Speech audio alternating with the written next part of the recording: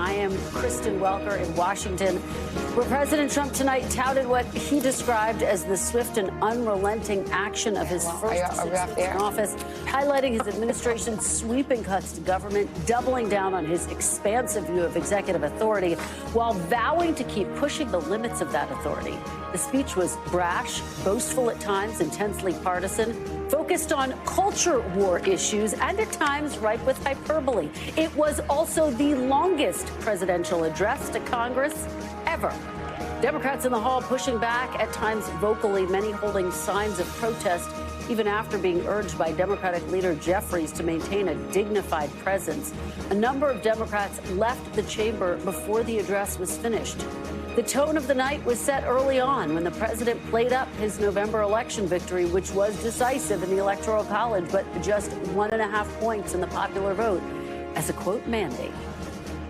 We won the popular vote by big numbers and won counties in our country.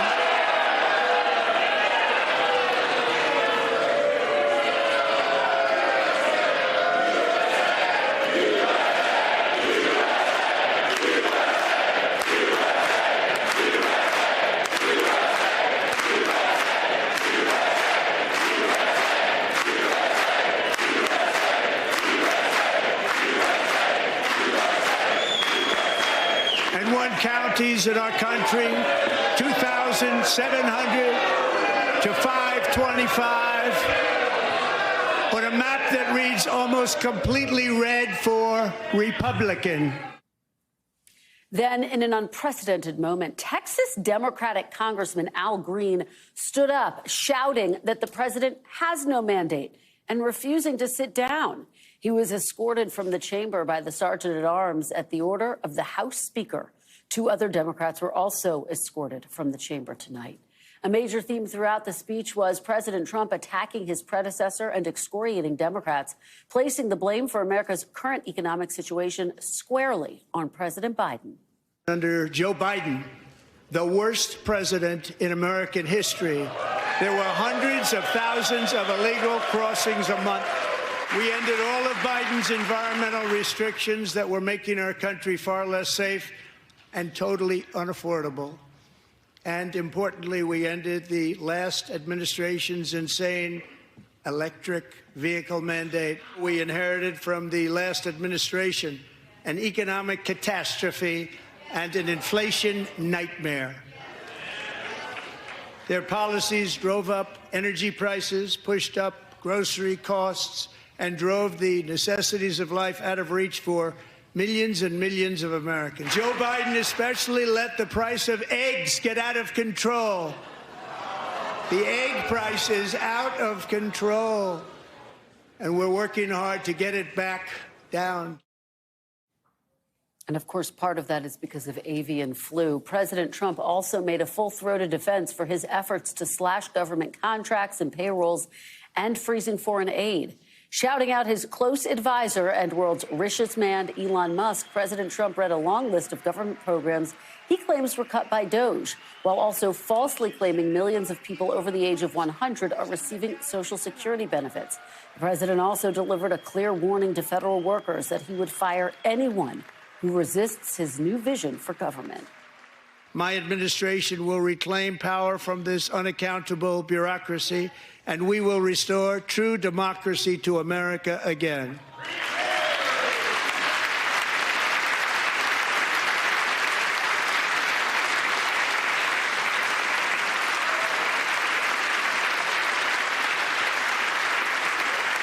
And any federal bureaucrat who resists this change will be removed from office immediately. And one of President Trump's biggest applause lines of the night, at least from Republicans in the chamber, was taking credit for the situation at the border. Since taking office, my administration has launched the most sweeping border and immigration crackdown in American history, and we quickly achieved the lowest numbers of illegal border crossers ever recorded. Thank you. The media and our friends in the Democrat Party kept saying we needed new legislation. We must have legislation to secure the border. But it turned out that all we really needed was a new president. response to the president's remarks, Democrats tapped newly elected Michigan Senator Alyssa Slotkin, who delivered remarks from a town in the Detroit area that Trump won in the presidential race, but she won in the Senate contest. Slotkin zeroed in on rising prices. She says Mr. Trump is ignoring. Look, the president talked a big game on the economy, but it's always important to read the fine print. So, do his plans actually help Americans get ahead? Not even close. President Trump is trying to deliver an unprecedented giveaway to his billionaire friends. He's on the hunt to find trillions of dollars to pass along to the wealthiest in America. And to do that, he's going to make you pay in every part of your life. We do have a lot to get to this hour, including conversations with California Democratic Senator Adam Schiff and Florida Republican Congressman Byron Donalds. We do want to start with our NBC News reporters in the field. NBC News Chief Capitol Hill correspondent Ryan Nobles is just outside the House chamber where President Trump gave his remarks. And NBC News Chief White House correspondent, well, actually, no, we're going to go to NBC News Senior White House correspondent Gabe Gutierrez. So, Gabe, let me start with you. What's the mood, based on the sources you're talking to inside the White House, about how the night went for President Trump? Hi there, Kristen. Well, we're expecting President Trump here arriving at the White House any moment, but White House officials are enthusiastic about the president's speech today. This is Trump 2.0, a president with the wind at his back, with a certain swagger that he didn't have during his first term. Now, as you mentioned, you laid down his long list of accomplishments that he touted, but he also made news on several fronts. As you mentioned, he blamed President Biden for a lot of the country's ills at this moment, and he really mocked Democrats. This was a very partisan speech in that respect. Now, Kristen, he also talked about tariffs and defended these 25% tariffs that he has imposed on Canada and Mexico, even though his Commerce Secretary today suggested that they might be scaled back tomorrow. He, for the first time, said that there would be a little disturbance for Americans, essentially prepping them for some short-term pain, but he feels long-term this will be beneficial. It took him a while to get to foreign policy, but at the end of his speech, he talked about Ukraine and signaled that President Zelensky would be open to this minerals deal and seemed to move in that direction, that the president and the Trump administration was ready to work on that minerals deal and, by extension, a broader peace deal in Ukraine. Now, in terms of foreign policy as well, he talked about a very muscular foreign policy. At one point, he brought up reclaiming the Panama Canal, acquiring Greenland, and he also talked about, and this was a headline, something that he brought up a lot during the campaign trail, the disastrous withdrawal from Afghanistan. And the president saying that an ISIS terrorist that the U.S. says helped plan and was actually the mastermind behind planning the Abbey Gate bombing that killed more than a dozen U.S. service members was being extradited to the U.S. after being detained by Pakistani officials based on CIA intelligence. So the president also touting his immigration policy. Illegal border crossings, he said, are at record lows. Arrests and detentions by immigration authorities are at record highs, he said, and have increased significantly since the Biden administration. And he notably went to Congress and made a direct push for more funding for border security, something that his officials, including his border czar, Tom Homan, had been asking lawmakers for the past several weeks. Some within the administration have been frustrated with the pace of deportations. But, Kristen, after speaking with White House officials here, they say that that outburst by Congressman Green, that Democrats really missed the mark, they feel. They feel they are out of touch with the country, and that the president, his policies, that he's been in office 43 days, he was able to tout those accomplishments successfully tonight, and they are thrilled by how the speech turned out, the longest such presidential address in history, as you mentioned, Kristen. Certainly was historic in that regard. Ryan Nobles, you were in the chamber tonight. You were in the room where it all happened. Take us inside. What was it like to be there? And let's start with that extraordinary moment where the speech was just underway for a few moments and Congressman Al Green interrupted, frankly going against what Leader Jeffries had asked of his conference. Yeah, and Kristen, I do think it's important to point out that Congressman Green is somewhat of an outlier here. He is someone who consistently has bucked leadership desires to stay away from the issue of impeachment. He attempted to impeach President Trump in his first term several times, even before the rest of his Democratic colleagues were interested in going down that route. He said that he is prepared to file articles of impeachment this go around, even though his leadership team has tried to distance themselves there from that.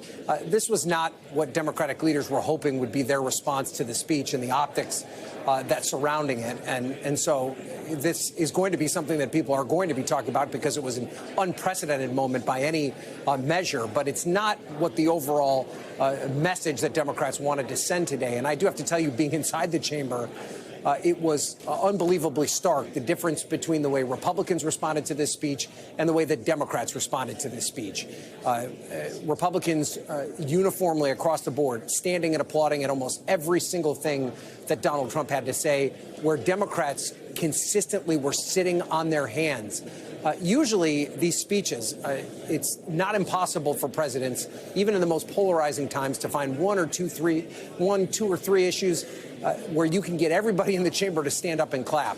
That was not the case tonight. Democrats made a concerted effort to not respond positively to almost everything that Donald Trump said, including that moment where the young, now soon-to-be West Point student was surprised by the announcement that he was going to be admitted into the military academy.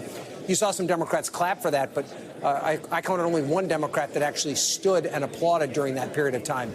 So this was Democrats demonstrating that they are in full-on resistance mode when it comes to Donald Trump and his administration. And it also, in many ways, could reflect the mood of the country right now, a level of polarization where if you are a supporter of Donald Trump, you love him and you love almost every single thing he's doing, where if you are opposed to Donald Trump, you're opposed to him in almost every single thing that he is doing. And that was on display throughout the entire speech. The other thing that I thought was pretty notable that you could really only notice if you were inside the room was the way that periodically throughout the entire speech, Democrats were just getting up out of their seats and leaving, where by the end of this speech, there was as many as 40 vacant seats on the Democratic side of the aisle. And then the second the speech was over, every Democrat just got out of that room as quickly as possible. So that may not resonate with the broader American public right now. Most Americans that watched this speech tonight only saw what Donald Trump was saying directly to the camera. They didn't see these kind of subtle protests by Democrats. And that, more than anything, Kristen, demonstrates the position that Democrats find themselves in this current political moment. They just do not have a lot of power to stop Donald Trump and his agenda, even to the point where it was difficult for them to get their protest message out in a way that could resonate with the American people on a night like tonight. Kristen. All right, Ryan Nobles, Gabe Gutierrez, great analysis, great reporting. Thanks to both of you for being here. In just a moment, I'm going to speak to a couple of lawmakers, get their reaction. But first, I want to bring in my incredible, fearless panel for staying up late with me. Joining me now on set is Ashley Etienne, former communications director to Vice President Kamala Harris, as well as Speaker Pelosi. Mark Short, former White House Legislative Affairs Director during President Trump's first term and former Chief of Staff to Vice President Mike Pence. NBC News Chief Washington Correspondent and Chief Foreign Affairs Correspondent Andrea Mitchell. And Molly Ball, Senior Political Correspondent at The Wall Street Journal. Thanks to all of you for being here. Apologies in advance if I have to interrupt our conversation to go to Congressman Donalds. Andrea, kick us off here. What were your key takeaways in a historic night, the longest joint address ever delivered? It was long. Yeah. No, I think he had some moments, certainly the moments with Laken Riley's mother and sister, and Mark Fogel, the hostage, the prisoner, really, who has been, brought back successfully from Russia. But that said, there were so many exaggerations. I mean, the fact checkers were having a field day. And I mean, I think it was notable that he acknowledged Zelensky's letter, that Zelensky is now willing to sign the mineral deal. And what he didn't say is whether he is willing to restart the aid that he has cut off to Russia, which has inflamed Republicans as well as Democrats, principally Democrats speaking out, but even some Republicans, saying that you just cannot stop sending weapons in the middle of this war. And he said that there are indications that Russia wants peace. There are no indications, not from the tempo on the battlefield, nor from intelligence assessments, U.S. intelligence assessments that Russia wants peace. They have had no indications that Putin wants peace. And so much skepticism about those comments that Russia wants peace. I'm going to bring the rest of you in, but I have to hit the pause button. We do have Republican Florida Congressman and gubernatorial candidate Byron Donalds. Congressman Donalds, thank you so much for staying up late with us and joining us to give us your reaction to the address. We really appreciate it.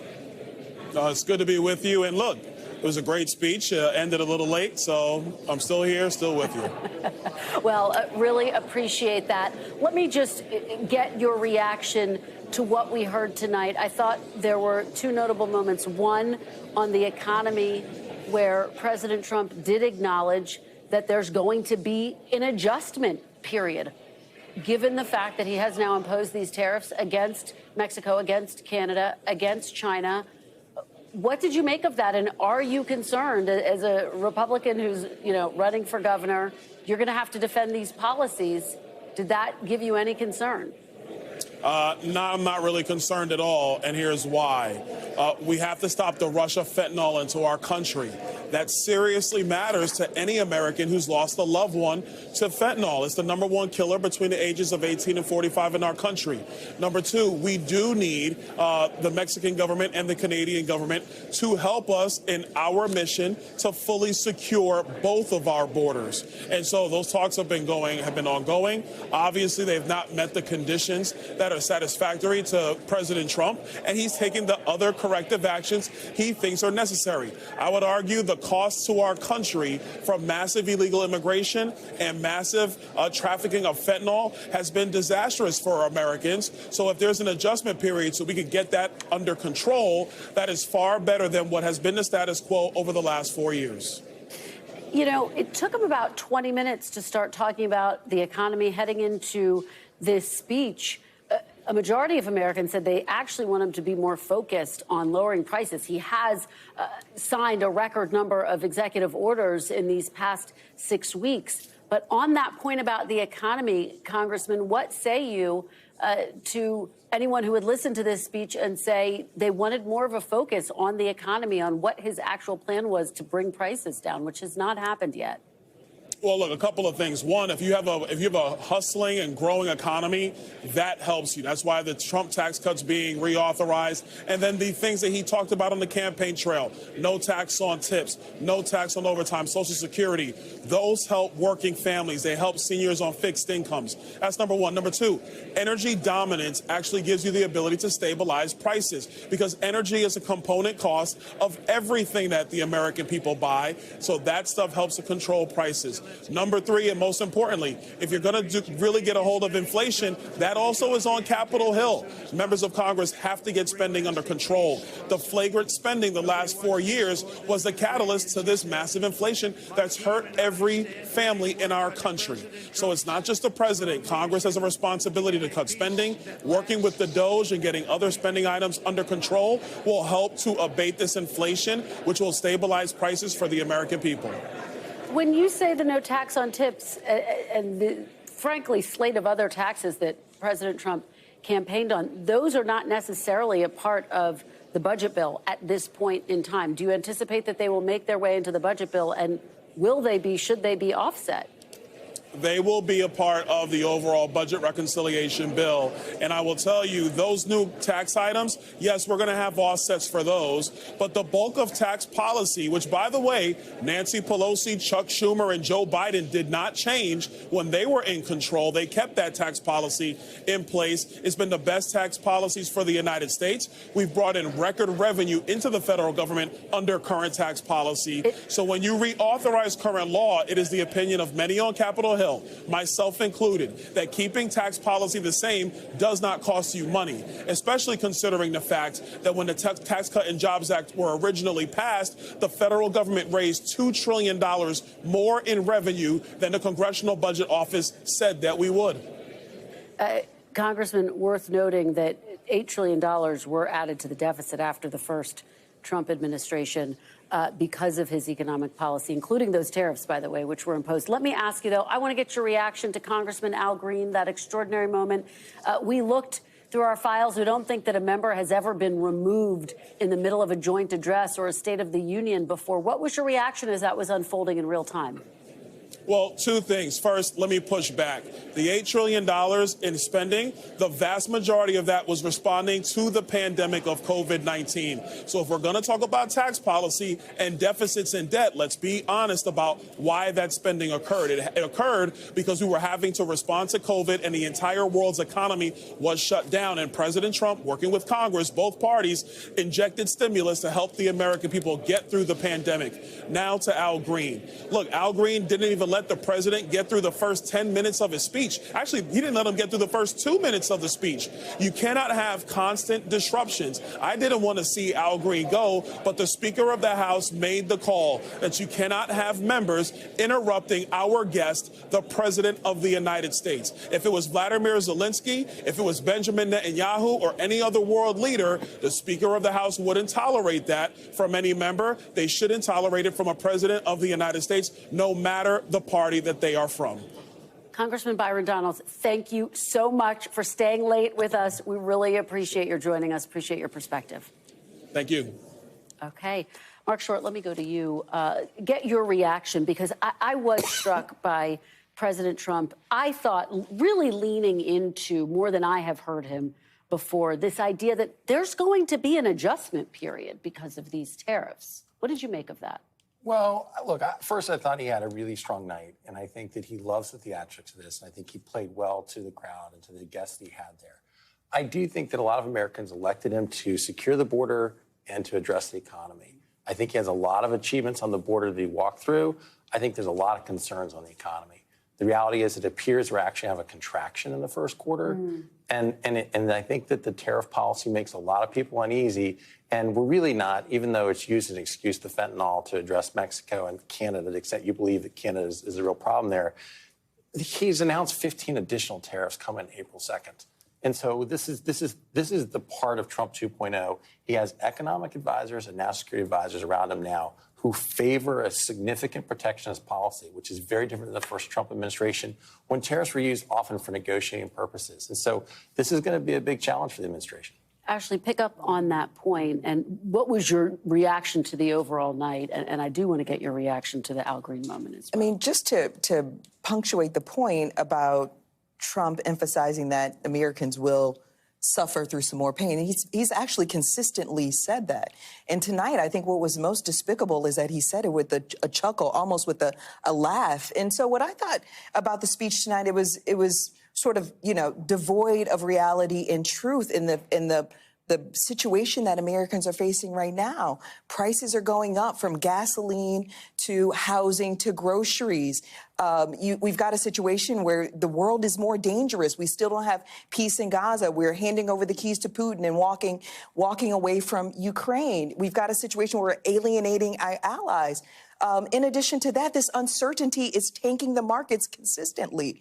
And so for me, it felt like, the president was in his own little bubble, and not in touch with what's really happening, and to the degree that I think he sort of laughed at different points about what the American people are going through. And I thought it was despicable. All right, I'm going to hit the pause button one more time, guys. I'm going to get to you as soon as we go out to Democratic Senator from California, Adam Schiff, who is joining us to give us his reaction. Senator Schiff, thank you so much for staying up late with us.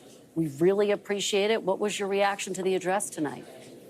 Well, I think average Americans watching this speech found little reason to hope that anything the president was doing was going to improve their situation. You heard almost nothing about any efforts to bring down the cost of housing or the cost of food or the cost of anything else. In fact, I think you heard more about the Panama Canal and Greenland and the Gulf of America than anything he's doing to address the primary reason he gave voters for voting for him, and that was he was going to reduce the cost of living. To the degree he did talk about it at all, it was to try to blame Joe Biden for his own failures. Meanwhile, the market is tanking thanks to this kind of needless trade war. I question the judgment of anyone who thought in the White House it was a good idea to start this trade war the night before he gave this speech. But nevertheless, a lot of distractions, a lot of the usual Trumpian falsehoods, a lot of the, the usual lack of self-awareness when he's talking about unelected bureaucrats. We couldn't help, of course, but think of the most unelected bureaucrat, that being Elon Musk in the gallery. So a long speech, much ado about nothing that's going to help the American people. What about his argument, though? He says, look, these countries are taking advantage of the United States. He says that these tariffs are necessary not just to deal with people who are coming across the border illegally, but also to deal with the flood of fentanyl. Now, of course, that's largely happening in China. We're not seeing that in Canada, for example, at all in the same levels. But does he have a point that the United States needs to get tougher in terms of its tariff policy in order to send a message? You know, first of all, when he was talking about America as the victim of all these other countries, you know, really it reminded me that he views the whole world through the prism of victimhood. This, you know, born into wealth guy considers himself the biggest victim. He considers America nothing but a victim. For a party that decries victimhood, I've never seen so much appeal to being victims. The United States is the most powerful country in the world. We've been incredibly benefited by this international rules-based order that we helped to create. The alliance with NATO has been incredibly beneficial to our own security. He is tearing all of that down. He's picking fights with our allies like Canada, like the Ukraine. And for what? What does it serve the United States?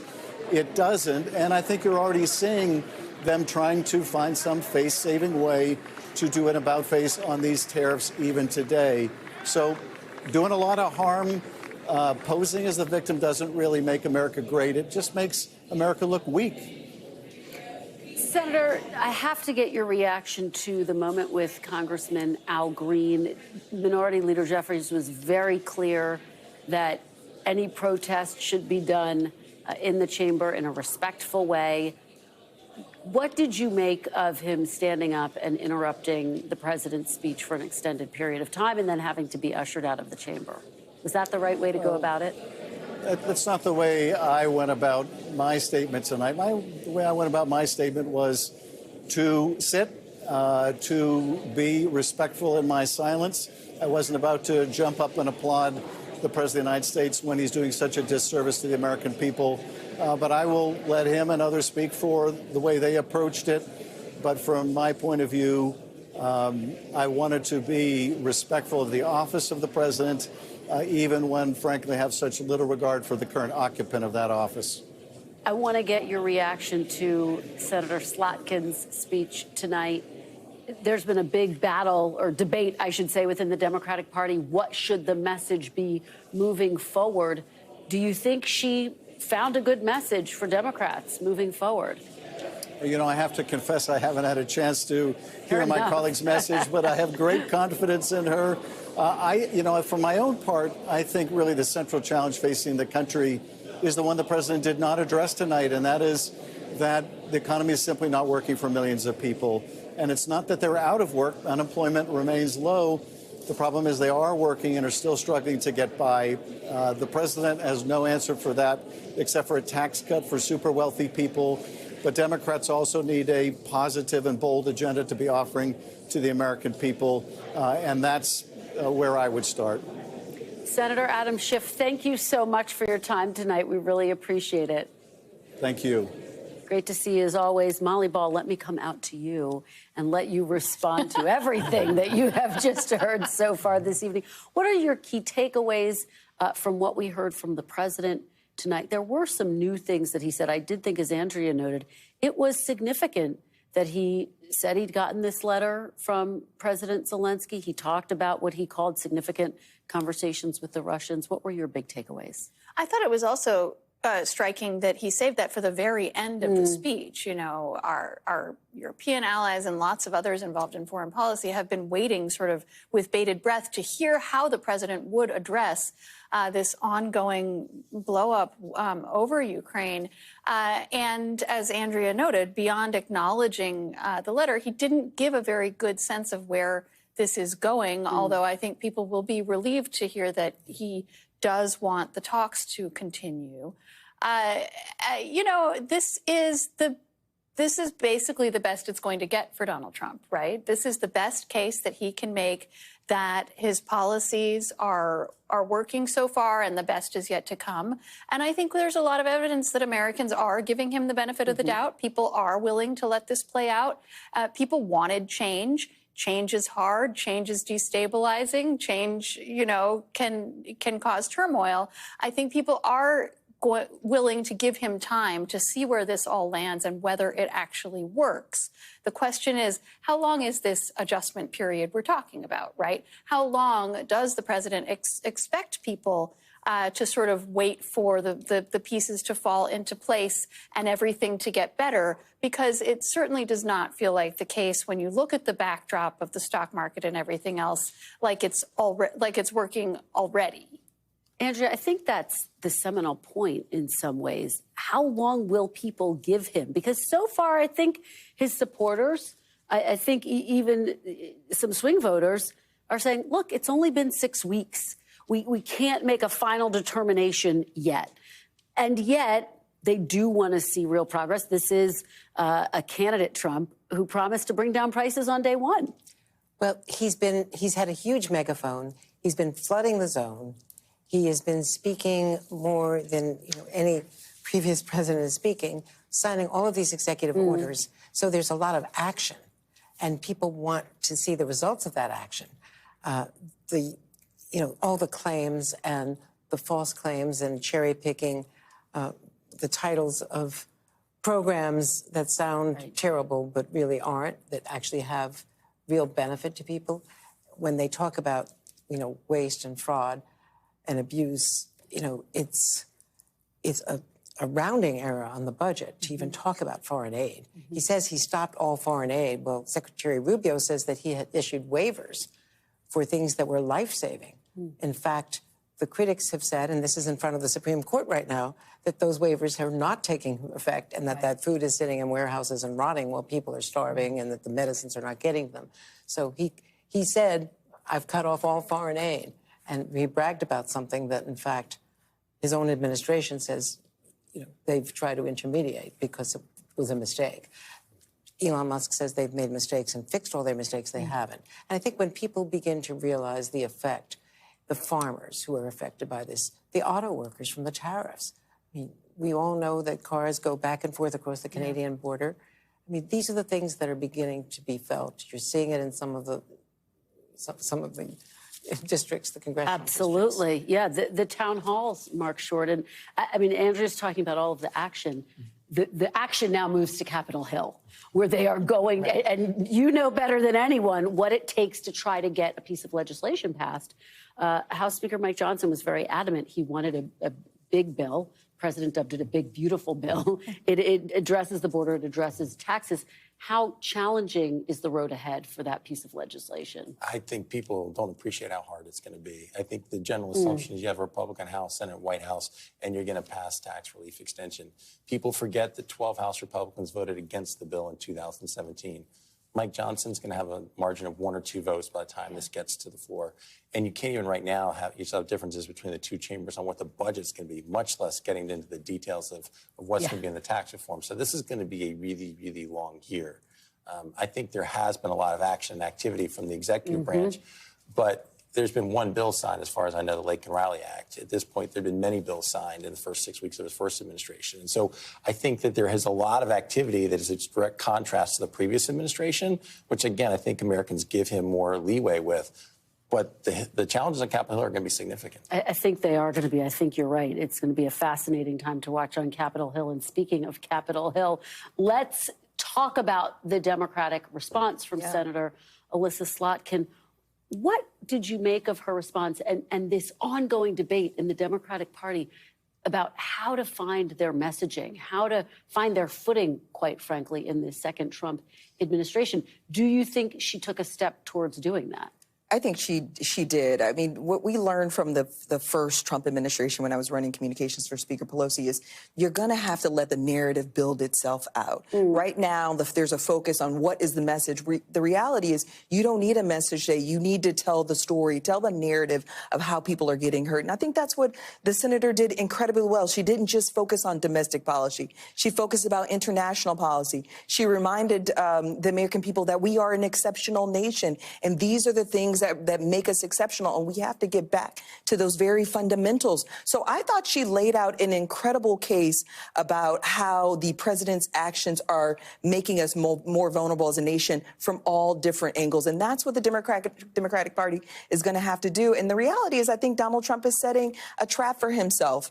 Firing 2 million federal workers. You know, the tariffs are going to continue to squeeze people in their pocketbooks. You signed 100 executive orders, and none of them have anything to do remotely with the economy. So eventually people are going to start to feel the pressure, as he said, even more intensely. But the Democratic Party has to continue to broaden this narrative and remind people of holistically how the president's threatening their lives. They'll continue to feel it on the ground, and I think that's what's going to actually make the difference. Molly, in midterm. Pick up there because, as we know, giving the response is probably the hardest job of the night. Yes, yeah. Exactly.